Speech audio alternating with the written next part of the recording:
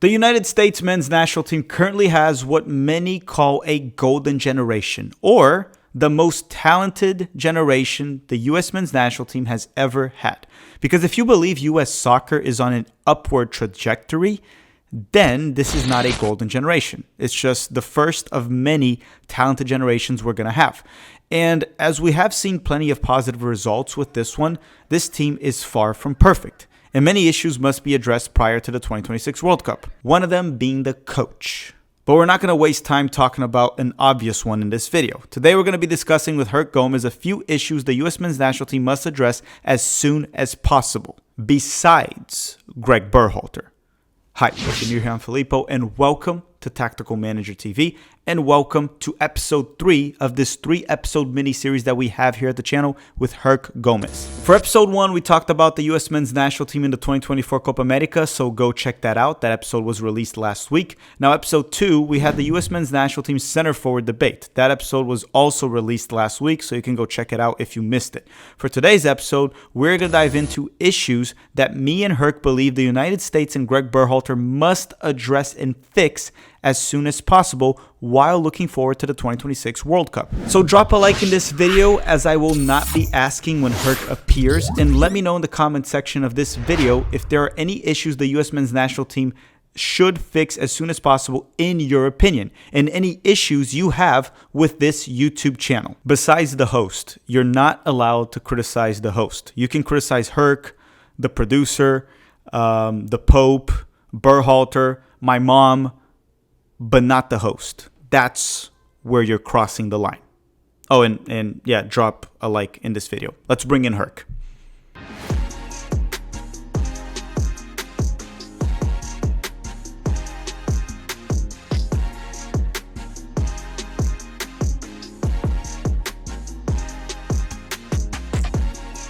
Okay, everyone. Once again, I'm not introducing Herc because we never left again, and this has been a long recording, Herc. That's on you, man. Yeah. Well, you talk a lot, so it helps. It makes it a lot easier. This is what I do.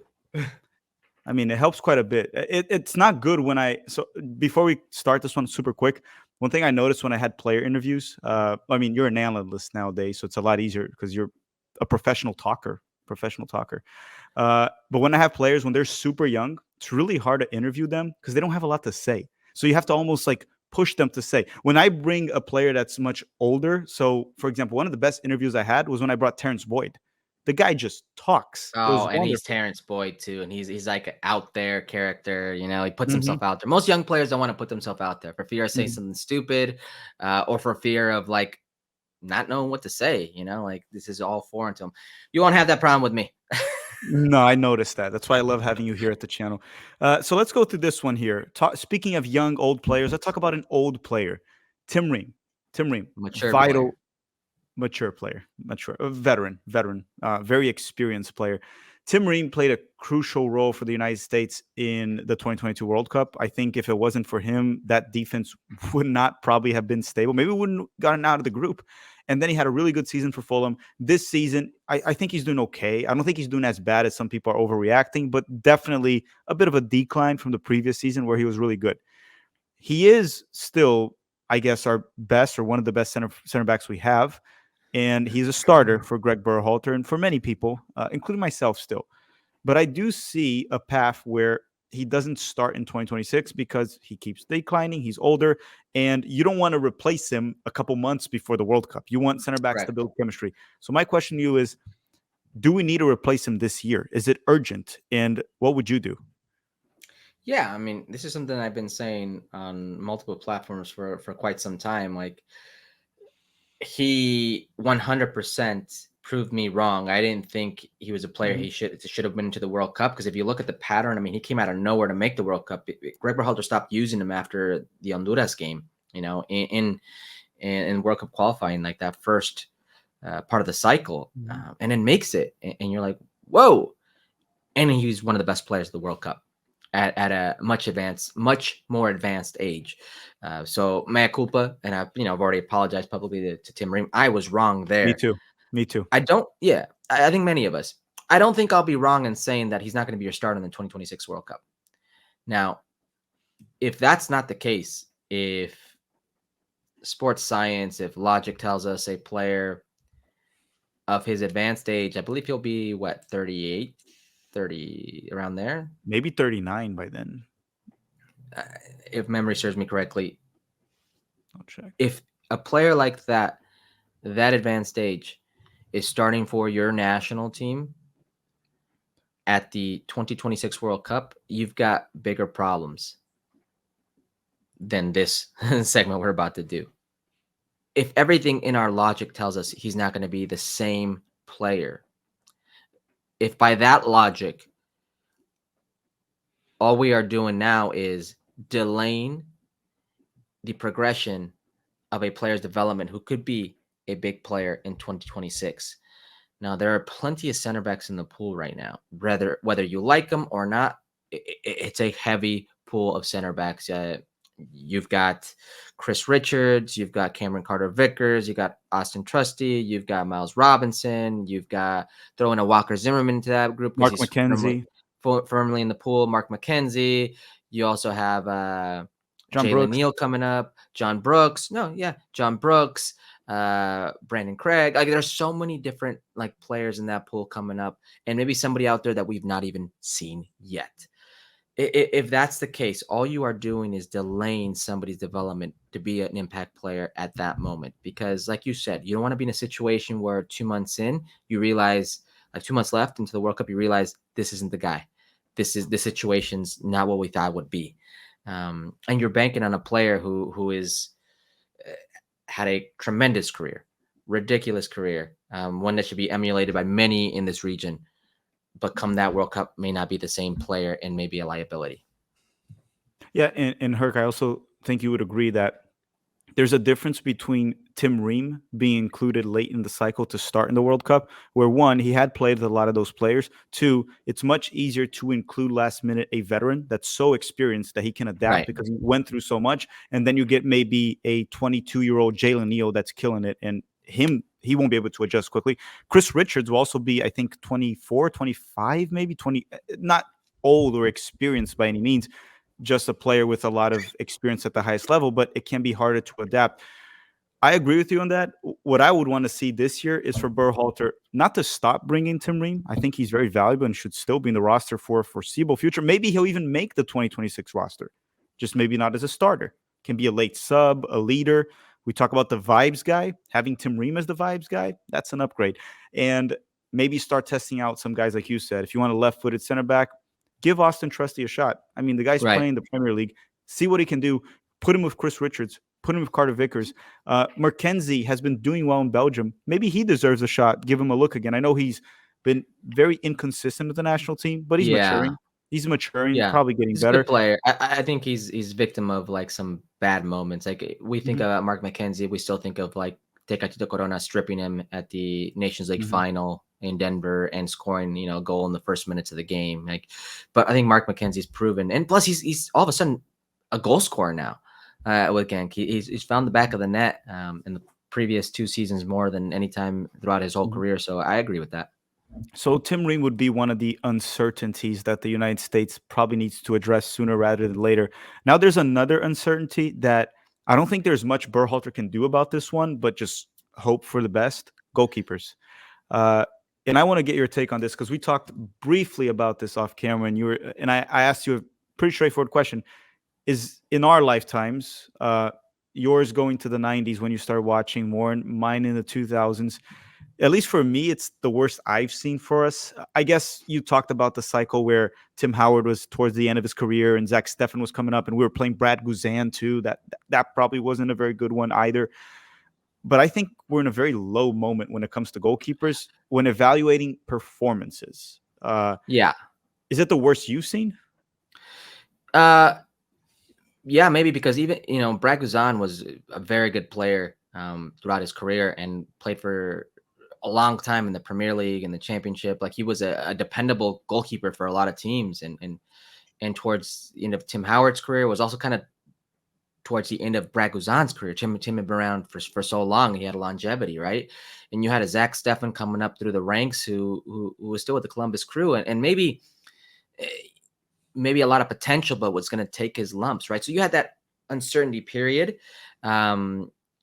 But then he starts playing and he goes to Man City. And even if he's on the bench, he's in the one of the best setups in the world. And you had Ethan Horvat, who's playing abroad. And then you have, Matt Turner, who makes the jump.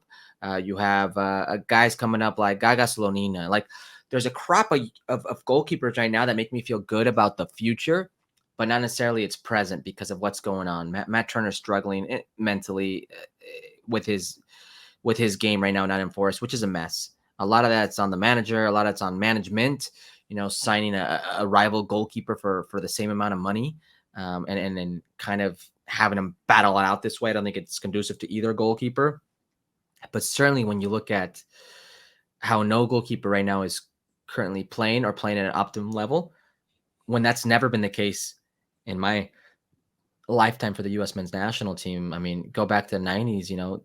Tony Meola was a very good goalkeeper, played 94 World Cup. And then, after that, you had Casey Keller, Brad Friedel, Jurgen Sommer, and then towards the end of those, you had the rise of Tim Howard and where Tim Howard played, at United and then Everton, and how great he was for Everton. And now he was just, you've never had this uncertainty with a starting goalkeeper. And right now, I mean, let's give credit to Matt Turner. Matt Turner's historic for the U.S. men's national team, posted more shutouts than any other goalkeeper in a World Cup. But since that moment, it's been a lot of uncertainty for him. It's been these highs and lows, more of a roller coaster, if you will. And we're sitting here kind of having doubts about this goalkeeping generation.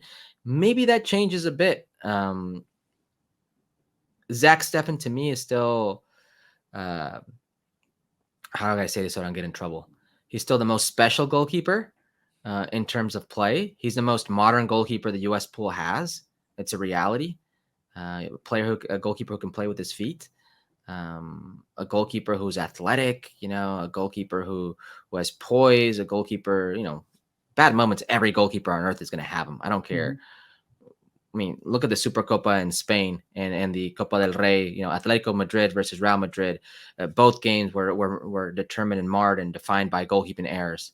Good goalkeepers at the top level are going to have bad moments. That doesn't faze me. That's not going to change my opinion on a good goalkeeper. That's part of the show. Like, as a forward, you could have your moments where you miss a play, don't do well, nothing happens. You missed a goal. If you're a goalkeeper and miss a play, don't do well, guess what happens? There's a goal scored against you. So those moments, to me, like, take them with a grain of salt. But in terms of just what encompasses today's modern goalkeeper, Zach Steffen has all those attributes. And it's going to be really interesting, Filippo, how he left terms with Greg Berhalter. Like, that was Greg's boy. That was Greg's guy.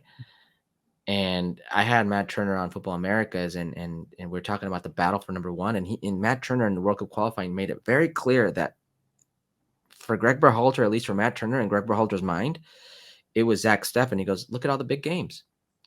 He gave them to Zach. Mexico home and away, Costa Rica, Costa Rica home, all these different like big games, he gave them to Zach, and he made a point of telling us he gave it to Zach. And then he doesn't make it as one of the top 3 goalkeepers for the U.S. men's national team. He leaves his guy out of the World Cup. Like, he's not even 3 on the list on the depth chart. That's going to be an interesting dynamic, and I think a dynamic that could change soon. And if it does change, I see a Zach Steffen very much in the picture. And I'm not saying he's going to be the number one, but I'm just saying it's a different dynamic and puts a little bit of a fire underneath of a Matt Turner, because now he's got somebody breathing down his neck. I won't quit on Zach Steffen. I'm just not as hopeful anymore. I'm almost trying to lean towards, even though I don't think they'll be old enough this cycle, because, goalkeeper position usually takes a bit longer to develop.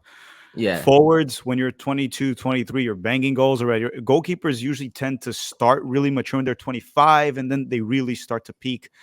But then, obviously, you mentioned Gabriel Sonina, a player to watch. He'll still be very young for the 2026. Yeah. He might even be a 2030. Chris Brady, same age. That's another one to watch.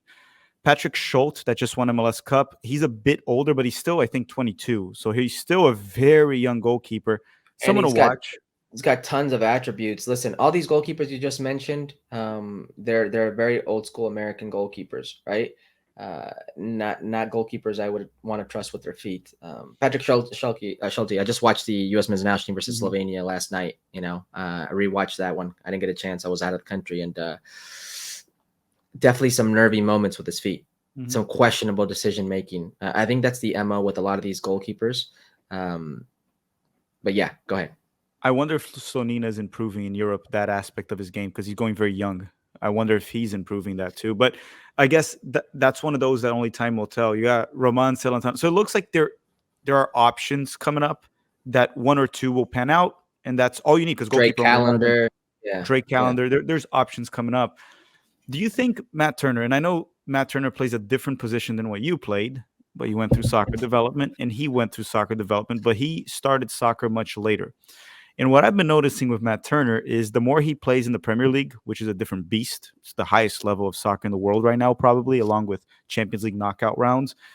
It seems like certain things end up getting exposed when you're playing at that level, that tiny little mistakes, little moments, you get punished, where if you go a level or two below, you can still get away with it sometimes.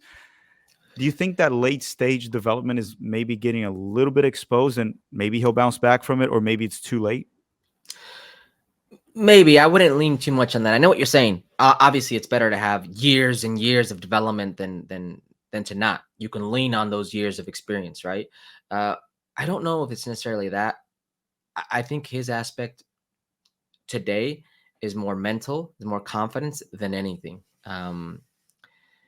I've always been told, my dad was always big on confidence for two positions. The 9, you want your 9 to be confident, and the 1, you want your goalkeeper to be confident, because that's where the goals are. Right. That's where the goals are. Like any other position, if you're not confident, you can get by.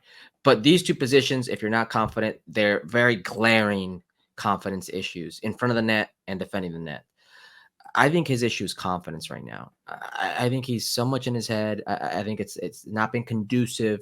Nottingham Forest, spending big money on a Greek goalkeeper, the same amount of money they spend on him. So he feels this guy breathing down his neck. He never feels just at ease. He's on a team and in a league. First of all, the league, there's no game that is easy. And on that team, you can go 1 week where you're mid-table and then lose a game or 2 games. The next week or next 2 weeks, you're in a relegation battle. So it's nervy, it's high pressure, it's high attention like he's never experienced before.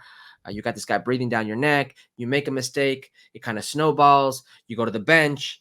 The goalkeeper who came in before you made a mistake. That snowballs. He goes to the bench. You get a chance again. And it's just all these things that are happening in a very difficult league, where if you play the ball, out of the back with your feet and you make a mistake, it's coming right back down your throat as it's come right back down his throat for Matt Turner, and you get punished. I think it's all these things, accumulation of all these things that has us seeing the Matt Turner we see today. But you don't play in the Premier League if you don't have something. I don't care how bad people think some players are. You don't get to the show like that if you're a scrub. And Matt Turner is definitely not a scrub. You don't have Matt Turner's accolades in such a brief time. Sans that development you talked about, unless you have something. So I think for him, more than anything, it's mentality, it's confidence, and it may result in something like him leaving Nottingham Forest for that to change. Yeah, I'm overly concerned about the goalkeeping position because we talk about making a possible deep run in 2026. And to make a deep run, we are underdogs. There are at least 10 teams that are, there are 10 teams. And then when you're an underdog, I think every single underdog story I can remember, they had an elite goalkeeper, because you really need that. You're going to get shot. Like, there's only so much the defense can do. So that's my concern, and hopefully it's resolved by 2026. And that's why I said it's not really something Berhalter can fix. It's more of like the guy coming in ready. I don't know what Berhalter could do besides trying to motivate the guy and give him confidence, but there's a limit to how much he can do that. Herc, is there anything else you want to add to the discussion of the goalkeeper? And is there any other U.S. men's national team uncertainty for this year that maybe you don't want to discuss, but you want to throw it at the viewer for them to discuss it? Well, yeah, and I know you're a big Johnny soccer fan. Johnny Cardozo played at Betis, had his debut, went like 77 minutes, I believe. Roughly, positive, positive debut. Had maybe 1 or 2 moments where I think got the better of him, but I think overall it was very positive.